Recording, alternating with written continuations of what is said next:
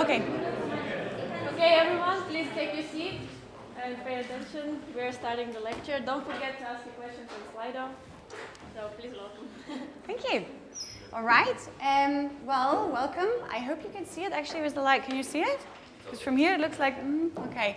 Yeah, so we're going to talk a little bit about how you guys can improve your language learning through fitness. And I just want to make something very clear right from the beginning, because often when I talk about this topic, people say like, oh, I don't do any fitness, I don't like that. This is not for athletes or anything like that. It's really for everyone. So it doesn't matter if you're the biggest athlete, hello, welcome. If you're the biggest athlete in the world, there would still be exercises for you to do that. And same if you've never done any sports in your life, we would still find a way. So this is not about this. It's really for everyone. And it's also more about well-being than about like sweating. So, oh yeah, I can actually use this, which is great. First of all, I'd like to tell you a little bit about myself, because I don't know, hey, hi, if all of you know me. So my name is Anja, and I usually use the name Anja from Alemania on social media, and that explains pretty much the worlds that I live in between. So I'm originally from Germany. Was born in Germany, grew up in Germany, and left Germany a bit more than 10 years ago. And for the past 5 years, I've been living in the beautiful country of Mexico. Yeah, I'm very much into, in general, creative language learning. So whenever I see a creative approach of language learning, I always try to test it. I try many different ways. Not only apps, but also other ways, because I believe the world needs this, a little bit of creativity. Yeah, I have 2 cats, 1 boyfriend, and no car, meaning that I really like animals as well, and I think I would adapt every single animal that I could find on the street, but I have 1 boyfriend, and he doesn't let me. So, yeah, a big issue.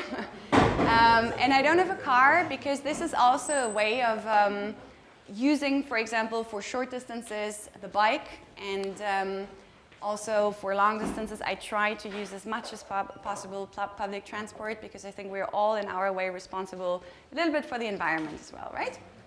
And yeah, I consider myself as a creator and entrepreneur, so I love creating in general. Also in my private life, so whenever I don't know, do presents for friends or anything like that, I really like creating new things. And I also really like everything that has to do with startups especially. So I launched my first company about 4 years ago, and I also really like working on that. So this is about me, just that you get to know me a little better. And yeah, so before we start that topic, I would like to ask you, does anyone have any kind of experience with language learning and fitness? Have you ever tried to combine this? Many, wow. Okay, wow. Let's start. What did you do? What is your experience? Well, my experience is that in general, when I go to do some more exercise, in general, I feel more refreshed and mentally focused. Yes. Do you all hear? Can you hear this?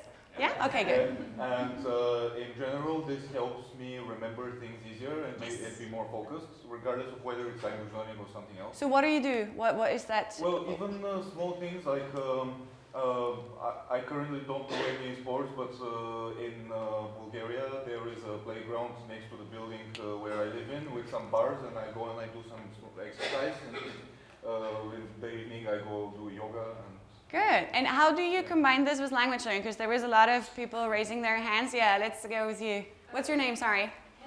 Kendra, okay. When I travel, I take exercise classes in the language. Oh, perfect. That's the best, to be honest. Yeah, perfect. Any other experience? Yeah? Let's go with you. One thing I do is that I actually combine recordings that I actively listen to with very masochistic exercises so as to ensure that I associate various words with a very intense experience. Wow, okay. What do you do? I do stretching and I save time by this. Good, very good point, yeah. So we will also get to this. Basically, fitness and language learning have a lot in common. And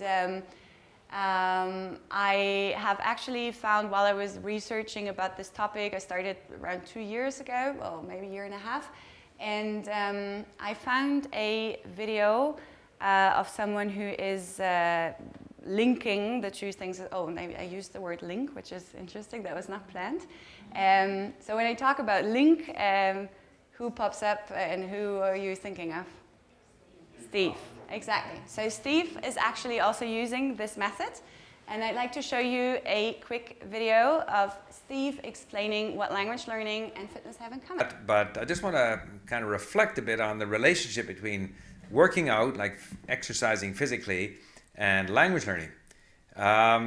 Just as in working out physically, you don't get fit from one,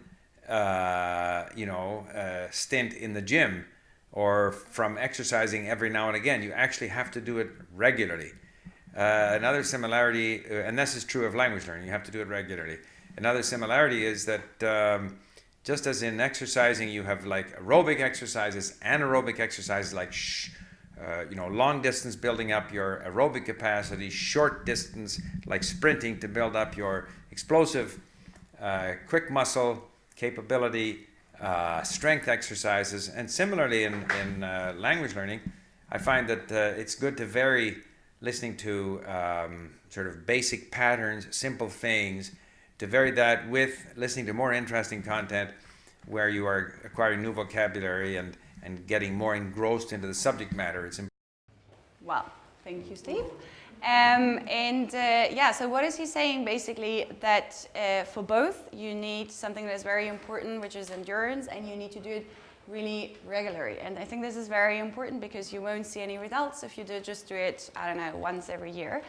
And also you need different methods, right? When you exercise and you always, I don't know, work on your abs, for example, well, this is not the whole body, and the same for language learning.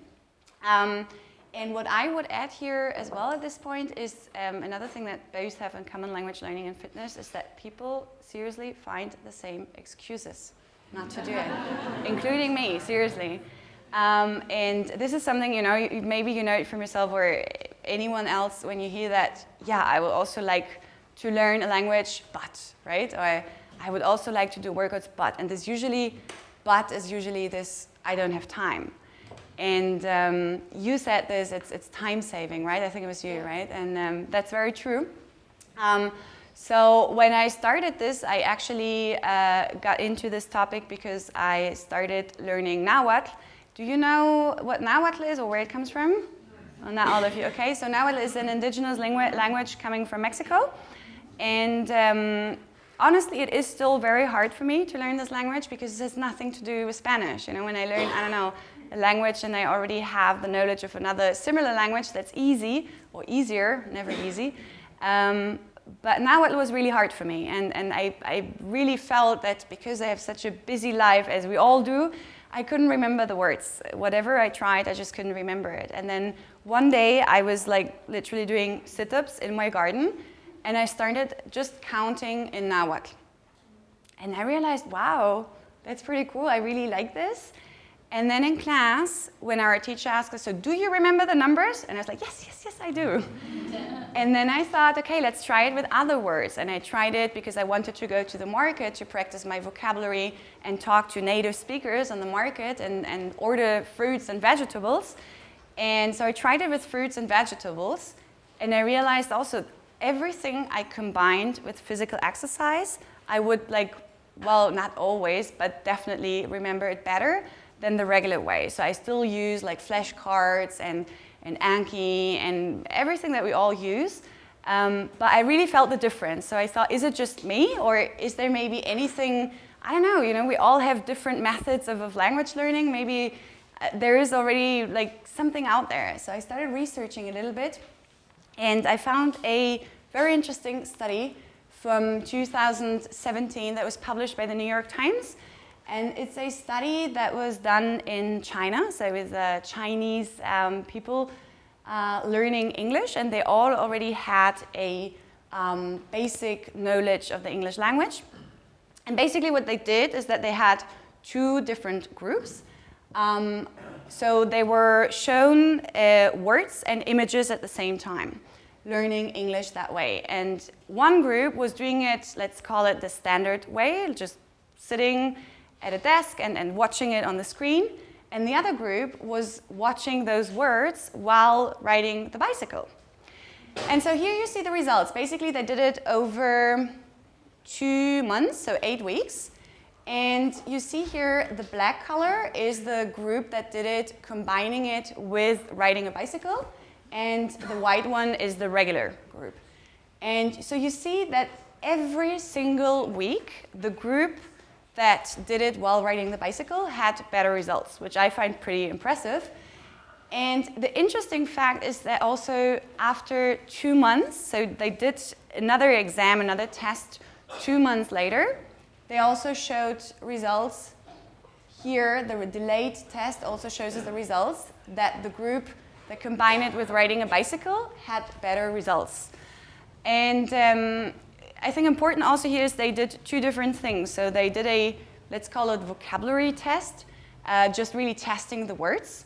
But they also put it into a semantic judgment task. So meaning that the testers would have a sentence and they would need to decide whether or not the word makes sense in that sentence. And also on that test, the performance was way better of the people who did the exercise. So I thought, well, I'm honestly not a researcher. I wish, but I am not. I don't have that much knowledge about how to really perform a study. If you guys do, please come and talk to me afterwards, because I really wish we could do one day a huge study. But I thought I have a lot of people learning German. I've been teaching German over 10 years now, and I thought I could just try it with the people that I have and that learn with me or with me and my team. And so I did that, and I asked in different groups who wanted to participate in this, well, let's not call it study, but experiment, let's say. So we did that, different levels as well. And I don't want to show you any percentages here because I don't think that that would be valid, to be honest, because we had some people participating every time, others just whenever they woke up in the morning. And so basically, we did different kinds of exercises. So here you see a partner exercise, which is basically doing this sit-up thing. And I think they were conjugating verbs. I don't remember, to be honest, in this photo. But just to show you, it's not only about numbers or it's not only about repeating fruits and vegetables. You can also learn how to conjugate irregular verbs with that, for example. And so the results of what we did with our people is that we could see, so we didn't do any like specific vocabulary tests, but they were all in regular study groups learning German, and there we do, after 20 classes, we do, well, I don't want to call it exam, but it is kind of an exam. So we could see that every single participant had a better result than the average, which is pretty cool. But even more importantly, it's not only that result. I think what is even more important is the motivation, because every single participant who did this exercise had a huge motivation in German language and wanted really to continue, which is often the case. You all know this when you have people who start learning a language and they're extremely motivated, and then after a while, motivation drops, and they just didn't have that experience. And what they told us as well is that they felt in general better. So this well-being feeling was amazing. And we had students participating, but also people who work a lot in front of the computer, which is also my case. And they said that they could just feel that they were more relaxed, and especially the back. I also have this. I don't know, every day I think almost back pain if I don't exercise. And so this is very interesting as well. That's also for the general well-being. And then I thought, okay, if it's not only me, but if it's also others, what is actually happening in our brain? And again, I'm not a researcher, but I wanted to understand at least just a little bit, why does that really work, right? And so what I found was results from Brain HQ. Do you know Brain HQ? Yeah, some of you, okay. So basically it's an institute with over 30 researchers, and they have a website where you can do brain exercises. So it's not directly related to languages, but in general, like remembering things. And so I think two things are important here. First of all, when you do physical exercises, then it increases your heart rate. And this pumps more oxygen in your brain, and that gives you better results. And in addition to that, which is also interesting, it makes it easier to grow the connections between different cells, which is also very interesting. Because I always just felt when I do exercise, like, yeah, it helps me to relax, but I did not know that it's like physically changing my brain. I did not know that before. So I found that very interesting as well. And now the point or the question is also, how can you put this into practice? So we have different types of exercises. On our YouTube channel, we do this with German because this is what I have most experience in, but basically you can really do it with every language, and I would also really recommend you do it with word fields that you struggle with and that matter to you. So for example, if I would use, I don't know, the category, let's say furniture, but this, I don't know, is a category that you might never really use, then it's not necessary to do it. But choose really the category that really matters to you. We have a lot of engineers learning German with us, so we also did one session about words about the automotive industry, which was important to them. And so I think this is also something, choose really the words that matter to you. And then you can also just use the videos, which is here basically for beginner German levels. I think most of you speak German, right? Yeah, so not really for you, but I think it's still good to see the exercises just to get an idea of what kind of exercises you can do. So it could be a regular wall sit, which is not really the heart rate, but still really good for the legs. But it could also be this Superman exercise when you're on the floor and doing the Superman exercise. What else did we do? Oh, we did burpees as well. This is very much for the heart rate. We did, for example, the colors with burpees. And try it also really with a friend, because it's actually really fun. And we do also show some exercises that you can do with a partner. So it's very interesting and very fun to do it with a friend. I want to show you a very quick video of one of our students. And I did a partner exercise with her. And I even tried it yesterday here a little bit.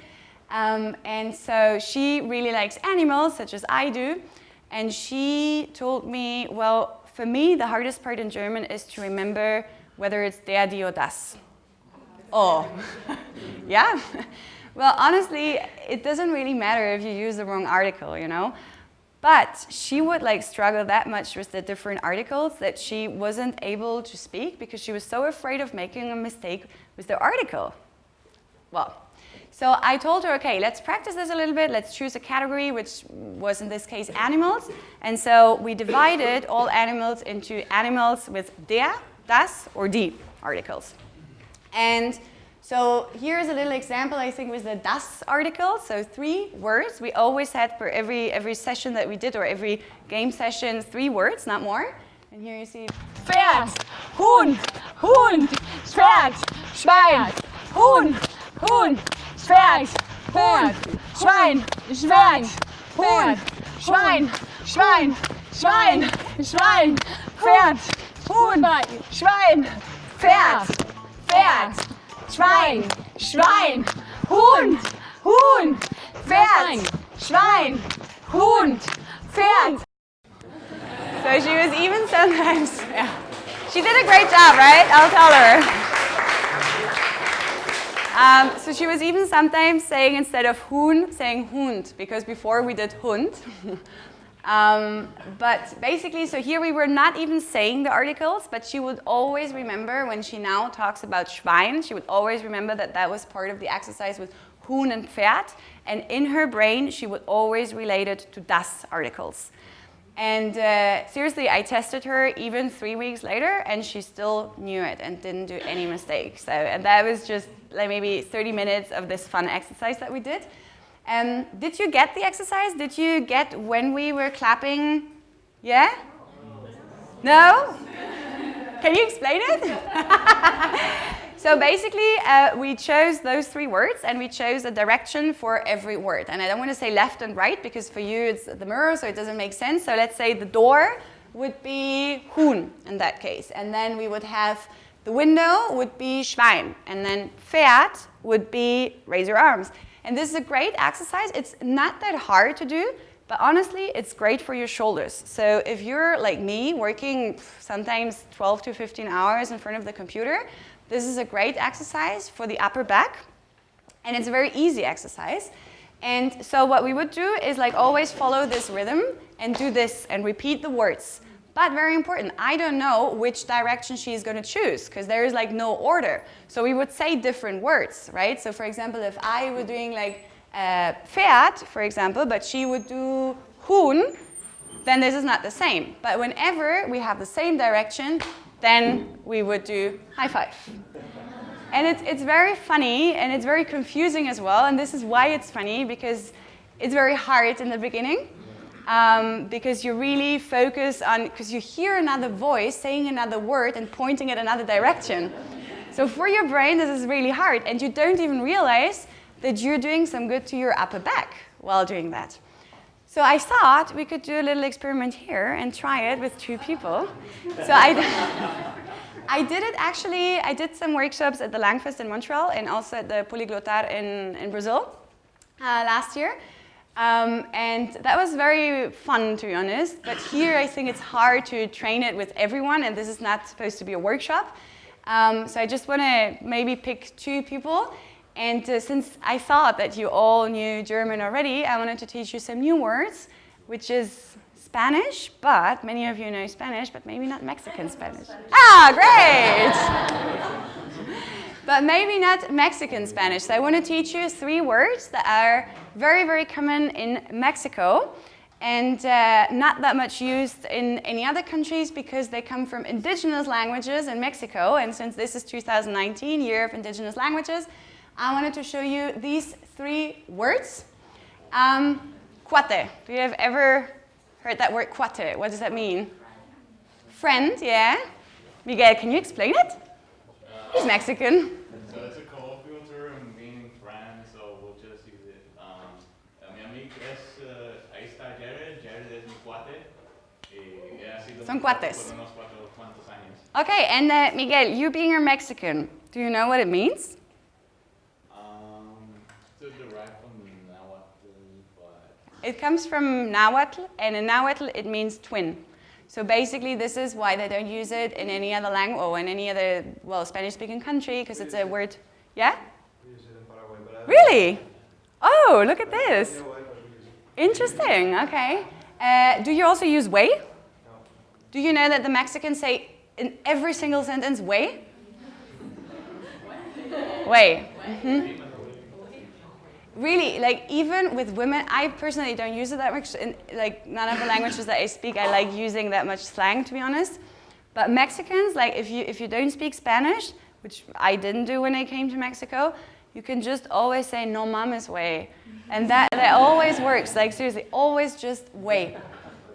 And do you actually know what way means or where it comes from? It's also a word from Nahuatl, and it means gran or grande, so big, and it was used before the word king. So it was like big king, and this is still, they use it still. So basically they say every time to someone when they call them way, they would every time say big to someone, so because of the big king. So this is also a very Mexican Spanish word. And then we have something that is very important, chela. Heard about it? Cerveza, exactly. So, yeah, exactly. So in Mexico, well, they also use cerveza, but I'd say way more chela, right? Vamos a tomar una chela. Vamos a tomar una chela is very common. Una chela, yeah, yeah. And chela, yeah? in Chile they also say chile. Really? And they say it's a Chilean word. This is... Wow! I never heard about a connection to Nahuatl, and the explanation given on the Chilean dictionary on the internet is originally it was cerveza fría, and at one point Okay, so I don't know about the indigenous languages in Chile, to be honest, but this one is not from Nahuatl, this is from Mayan. So also Mexican indigenous language, well, also Guatemala, not only Mexico. But basically, so I don't speak any Mayan, so I'm not sure about this explanation. There's two different explanations. Basically, it comes from chel, which means blue. So when the Spanish came, they were all rubios and blue eyes, so all like white skins and blue eyes. And so they were always talking about the beverage of those blue-eyed people. And this is why they started using this chel, and then it just turned into chela in the end. Yeah, so this is not from Nahuatl, but there's so many words in Mexican Spanish that still have origins from the indigenous language. It's so interesting, to be honest. But well, I thought that you wouldn't know those words, which is perfect. I wanted to really have two people who would like to test this. Yeah, come here. And anyone else? See? We need a second person for that, just to try this little game. Yeah, come on. Oh yeah, that's hard for you, but good. Applause! Great. Woo! Great exercise. Good, okay. All right, so what we're going to do is this little exercise, and maybe you can stand just like that, because then you can follow, no, like this, you're right, you're actually right, like this. Okay. Yeah. Okay. And then you can follow those directions. So we have window, cuate. Cuate. Okay. Chela. Chela. Way. Way. Okay. So I do this just for a couple of seconds with you. Okay. And the most important is then whenever you choose the same direction, then you clap. Okay? All right, so let's go. Cuate. Cuate. Go for it. Yeah, and then in the middle. Perfect. We slap and then slap? Exactly, Okay, because great. you both, yeah, exactly. Okay, No, we do it exactly. Way Oh, and way, then way. Okay. Yeah. Okay. Great job. Way. Way. Oh. Perfect. Voila. Woo! Way. Woo!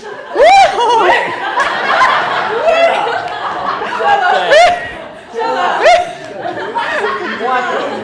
Way. Chela. Way. Great! Applause! Woo!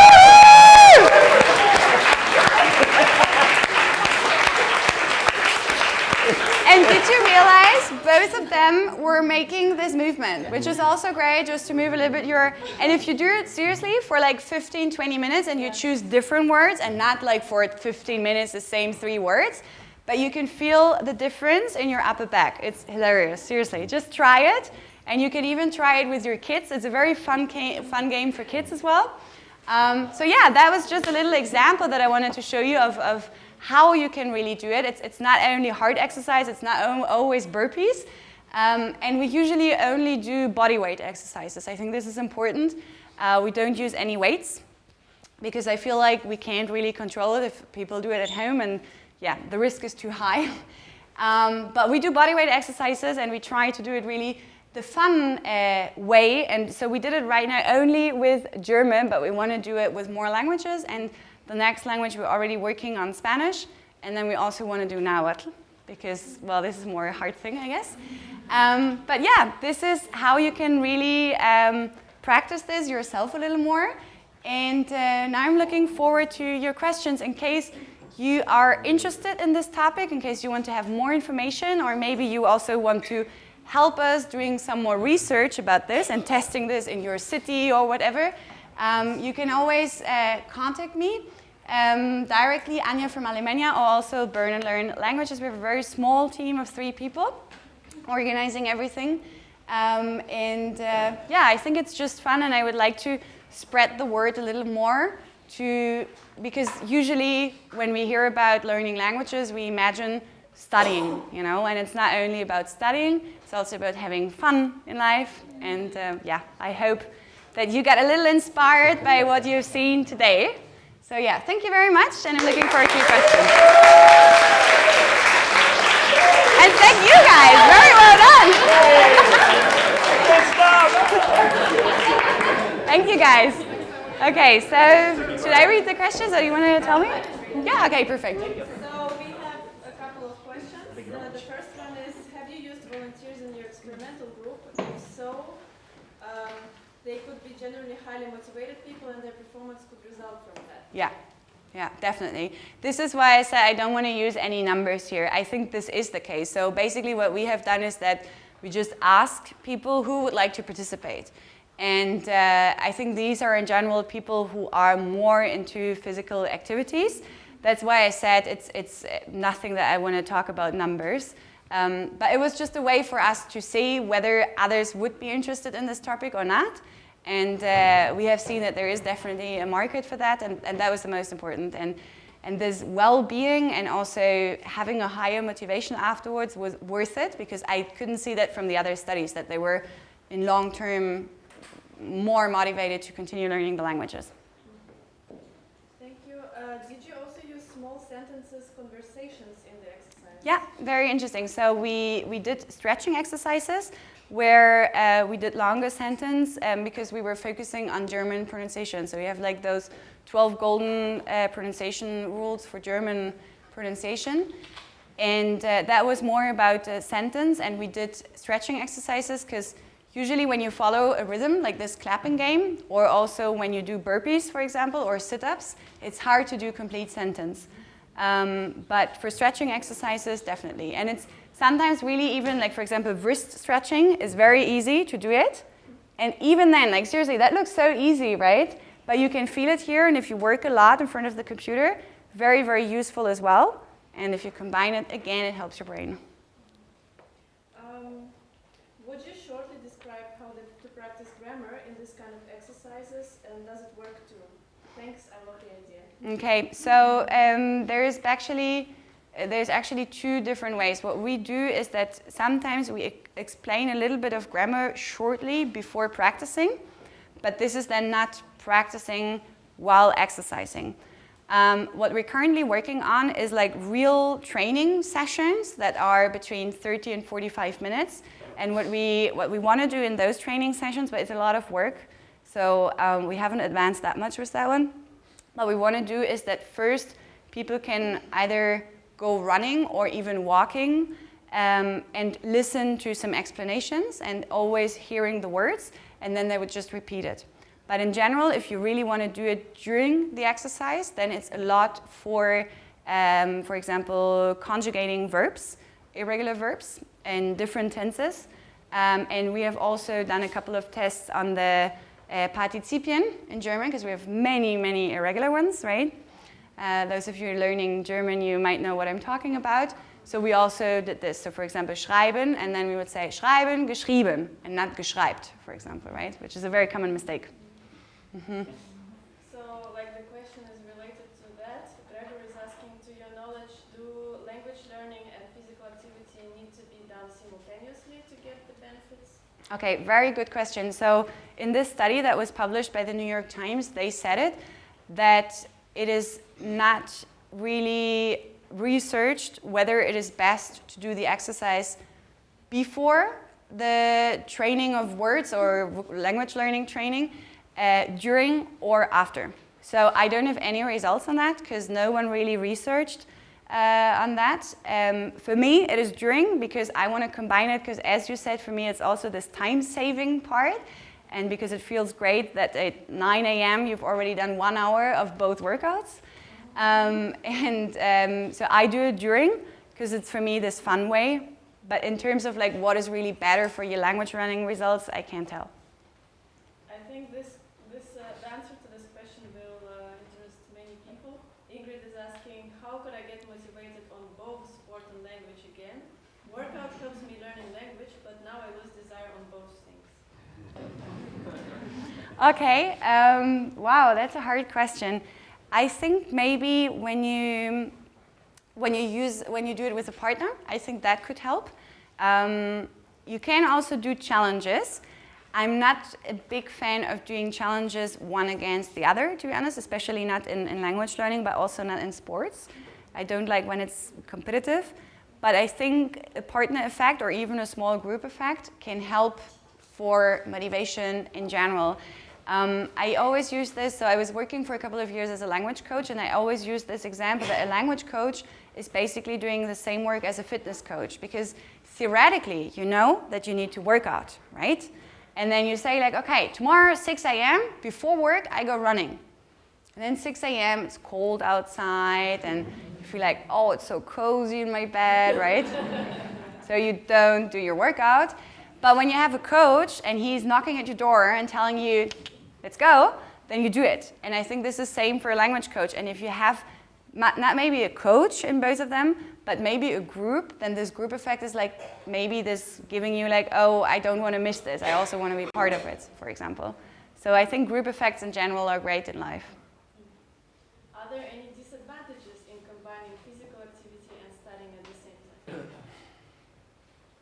Wow, hard question. Are there any, can you see any disadvantages? Have you experienced any? Yeah? Well, this is just something that I am thinking about as I was listening to what you were saying. Yeah. That if you want to do them at the same time and you want to combine them, there, as you said, there are only specific things that make sense to do with exercise. There are many things that you can't practice while exercising.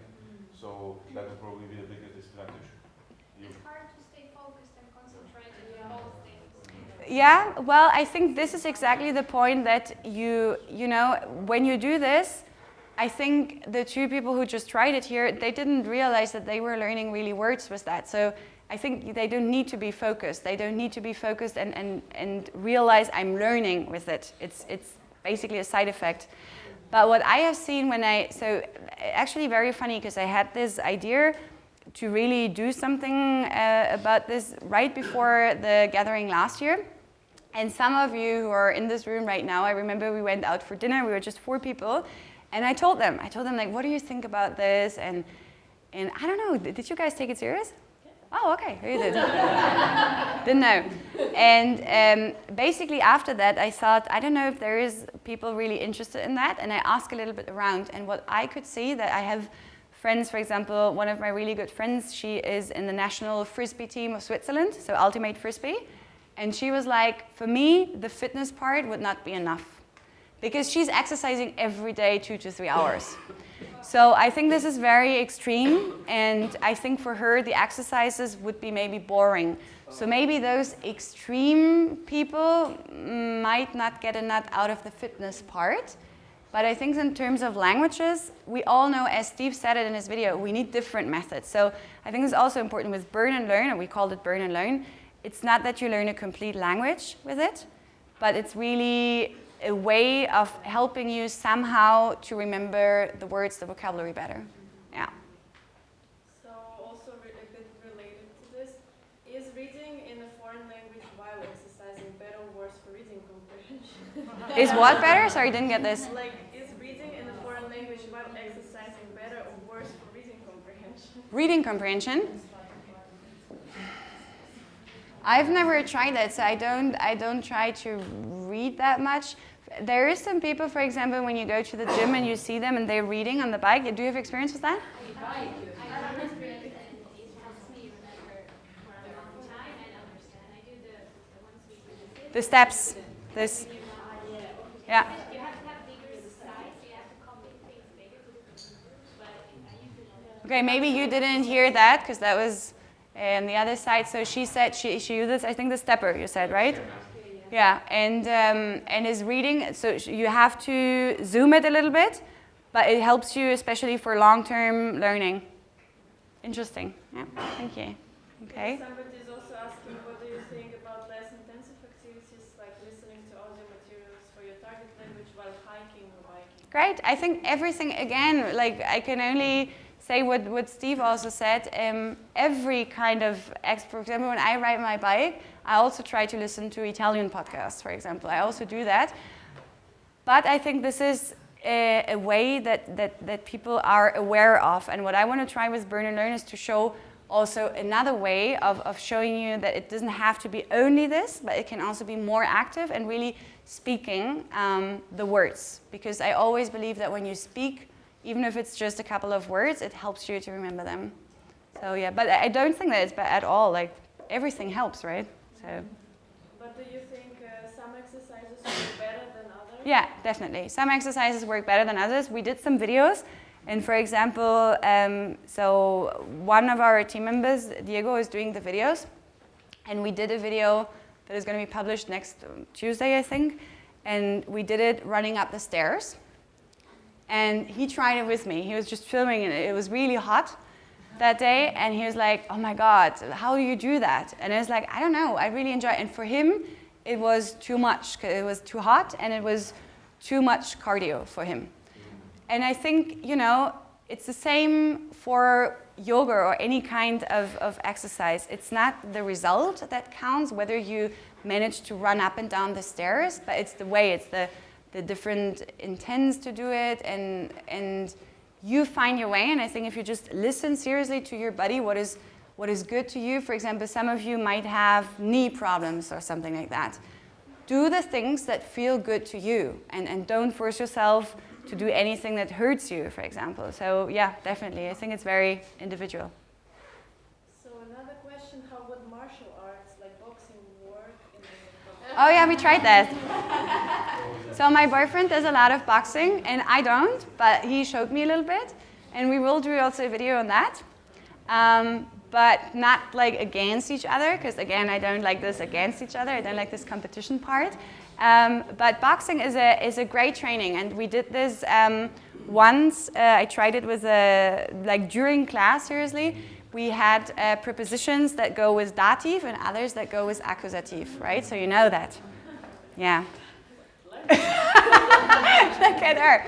So we did this all the time, and. Yeah, first of all, we just did a little warm-up, and we just said like pinche, dative. So pinche means, how do we translate pinche?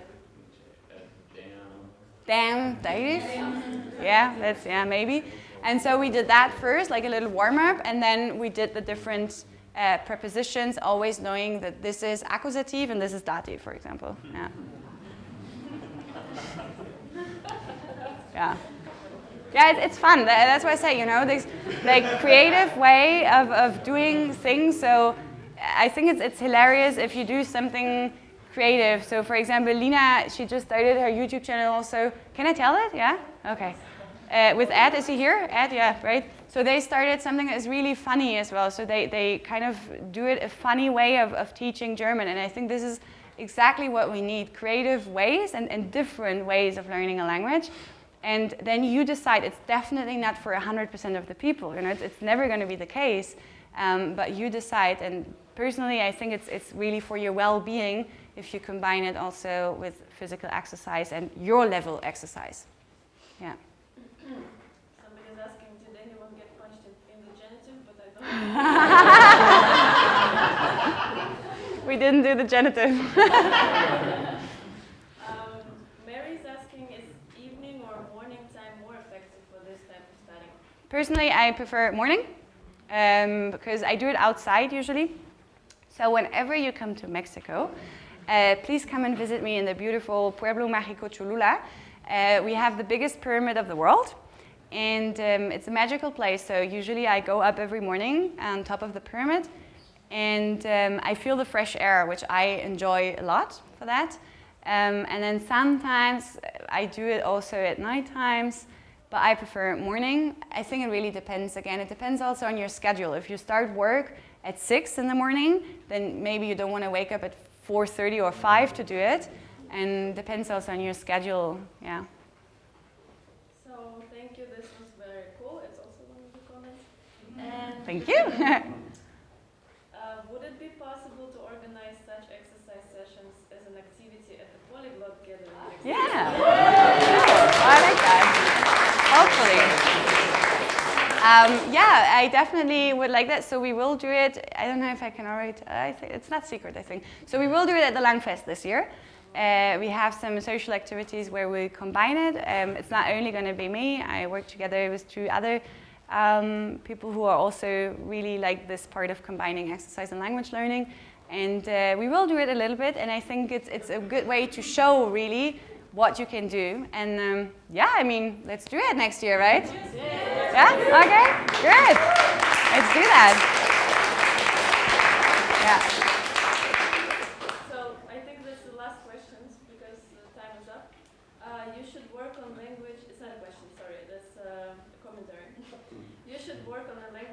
video game for video game consoles with motion sensors.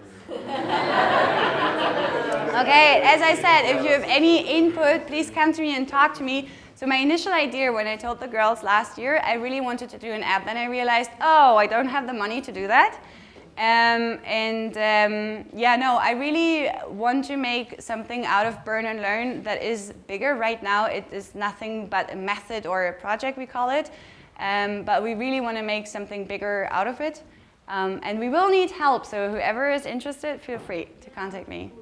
Thank you very much. Thank you, guys.